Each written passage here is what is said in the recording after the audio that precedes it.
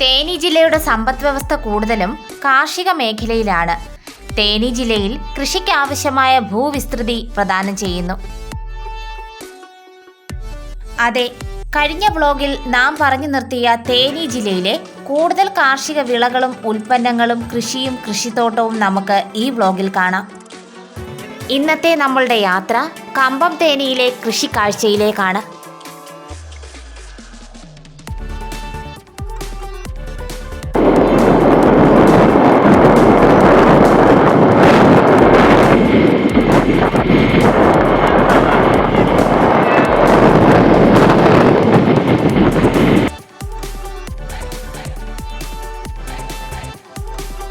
ദക്ഷിണേന്ത്യൻ സംസ്ഥാനമായ തമിഴ്നാട്ടിലെ ഫലഭൂഷ്ടമായ കമ്പം താഴ്വരയിൽ സ്ഥിതി ചെയ്യുന്ന കൃഷി സന്ദർശിക്കുക എന്നതാണ് ഇന്നത്തെ നമ്മളുടെ ലക്ഷ്യം. ഇന്ത്യൻ സംസ്ഥാനമായ തമിഴ്നാട്ടിൽ പശ്ചിമഘട്ടത്തിന്റെ താഴ്വരയിൽ കമ്പം താഴ്വരയിൽ സ്ഥിതി ചെയ്യുന്ന ഒരു താഴ്വര കാർഷിക വാണിജ്യ നഗരമാണ് തേനി. ദക്ഷിണേന്ത്യയിലെ മധ്യ തമിഴ്നാട്ടിലാണ് കമ്പം എന്ന പട്ടണം സ്ഥിതി ചെയ്യുന്നത്.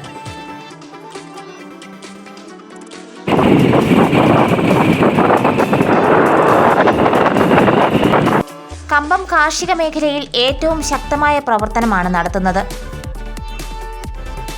നാളികേരം ഏലം വ്യാപാര വിപണിക്ക് പേരുകേട്ടതാണ് കമ്പം. ഈ പ്രദേശത്തെ മണ്ണ് കൂടുതലും ചുവന്ന മണ്ണാണ്. കൃഷി അതിന്റെ വികസന പ്രവർത്തനങ്ങളിൽ ഒരു പ്രധാന പങ്ക് വഹിക്കുന്നുണ്ട്. പശ്ചിമഘട്ടത്തിന് സമാന്തരമായി വടക്ക് നിന്ന് തെക്ക് വരെ നീളുന്ന മലനിരകൾ അയൽ സംസ്ഥാനമായ കേരളത്തിൽ നിന്ന് വേർതിരിക്കുന്നു. അതിമനോഹരമായ കമ്പം കാർഷിക മേഖലയിൽ ഏറ്റവും ശക്തമായ പ്രവർത്തനമാണ് നടത്തുന്നത്. മുല്ലപ്പെരിയാർ അണക്കെട്ട് ഈ മേഖലയിലെ കൃഷിയെ നിലനിർത്തുന്നതിൽ നിർണായക പങ്ക് വഹിക്കുന്നു. ഇന്ത്യയുടെ ആത്മാവ് അതിന്റെ ഗ്രാമങ്ങളിലാണ് ജീവിക്കുന്നത്. ഇന്ത്യൻ സംസ്ഥാനങ്ങളുടെ 60% ഇപ്പോഴും കാർഷിക മേഖലയിലാണ് ജീവിക്കുന്നത്. നിരവധി നിരകളും കുന്നുകളും കൊണ്ട് കമ്പം തേനിയിലെ പല ഗ്രാമങ്ങളും കാർഷിക വരുമാനത്തെ മാത്രം ആശ്രയിച്ചാണ് ജീവിക്കുന്നത്. ഗ്രാമീണ ജനത അവരുടെ പുരോഗതിയെയും ജീവിത നിലവാരത്തെയും ബാധിക്കുന്ന പ്രശ്നങ്ങളുടെ പരമ്പരയെ അഭിമുഖീകരിക്കുന്നു. കൃഷിയെ വളരെയധികം ഗ്രാമവും നഗരവും ആശ്രയിക്കുന്നു.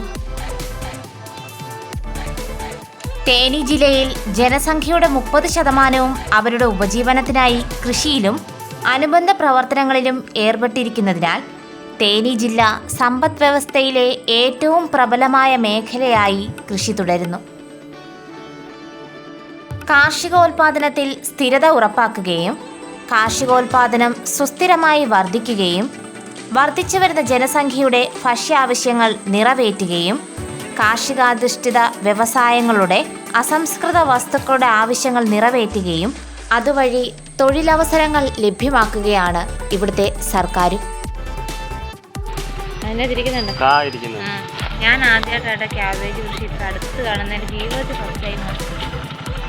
പൂവൊക്കെ നിൽക്കുന്നുണ്ട്, താമരയൊക്കെ നിൽക്കുന്ന പോലെ ഒരു അതിൻ്റെയൊക്കെ ഇല പോലെ അല്ലേ, നല്ല രസമുണ്ട് കാണാനല്ലേ.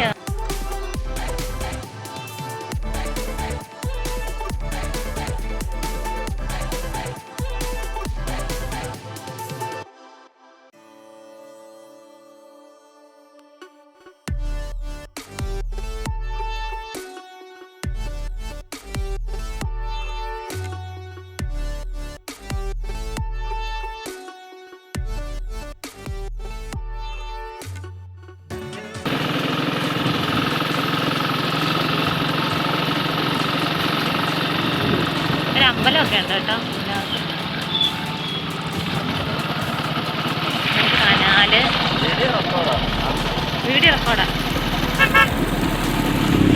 പറഞ്ഞേട്ടോ. ഫ്ലോയിൽ പോട്ടെ പറഞ്ഞോട്ട്.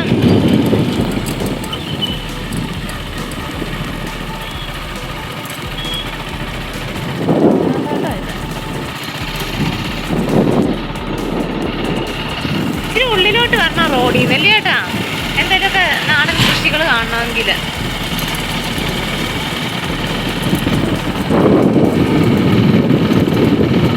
ഇത് സപ്പോട്ടയുടെ തോട്ടമാണ് കേട്ടാ.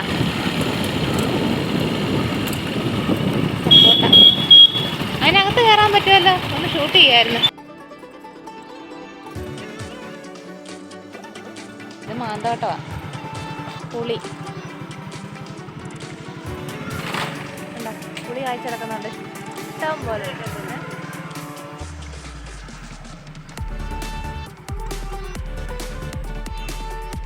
ഞാൻ കയറുന്നില്ല, കാരണം സപ്പോർട്ടായതുകൊണ്ട് ആരും കരുതി ഞാൻ പറിക്കാൻ കയറുമായിരിക്കും.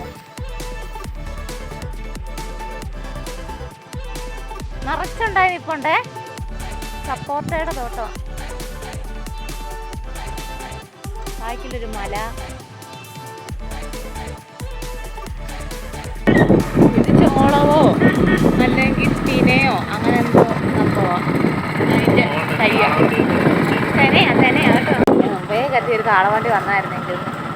മുമ്പേ കണ്ടപ്പോൾ ദൈവം ആ ഷൂട്ട് ചെയ്യാൻ പറ്റിയില്ലല്ലോ എന്ന് കരുതി. ഏത് സൈഡിലാണ്? റൈറ്റ് സൈഡിലാണോ ലെഫ്റ്റ് സൈഡിലാണോ വരുന്നത്?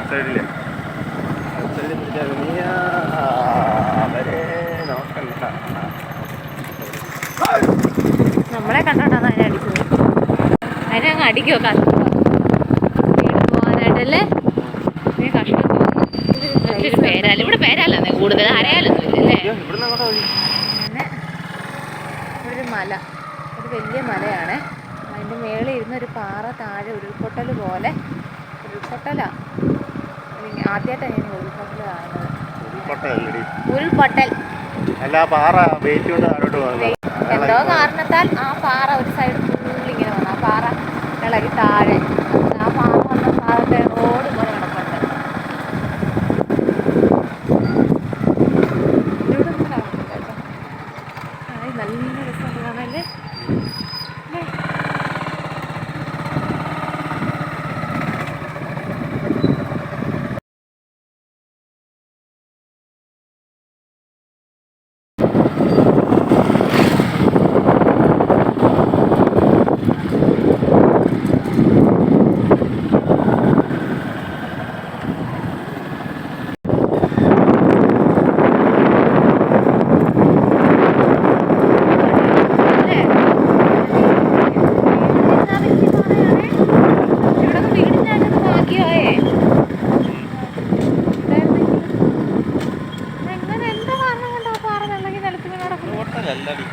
പാറ വന്നതാ ഇല്ലേ?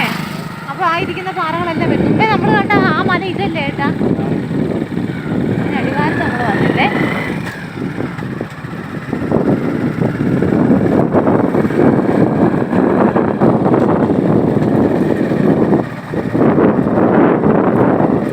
ഈ ഒരു മലയുടെയും ഈ ഒരു ഭൂപ്രകൃതിയുടെ ഒക്കെ ഭംഗി എന്തോന്നറിയാമോ?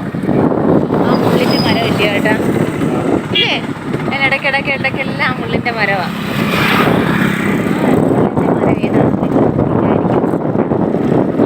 മരം കാണിച്ചു തരാമേ.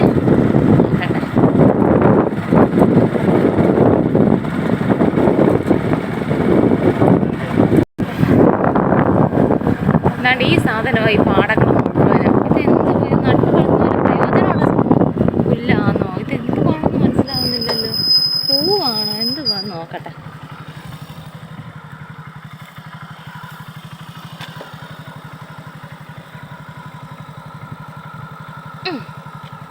ഇതായി പാടം മുഴുവനും. ഇതെന്താ പൂവായിട്ടാ?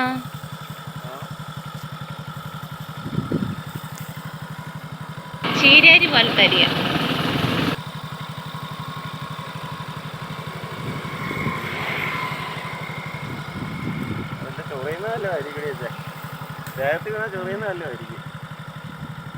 നല്ല രസമായിട്ട് കാണാന്.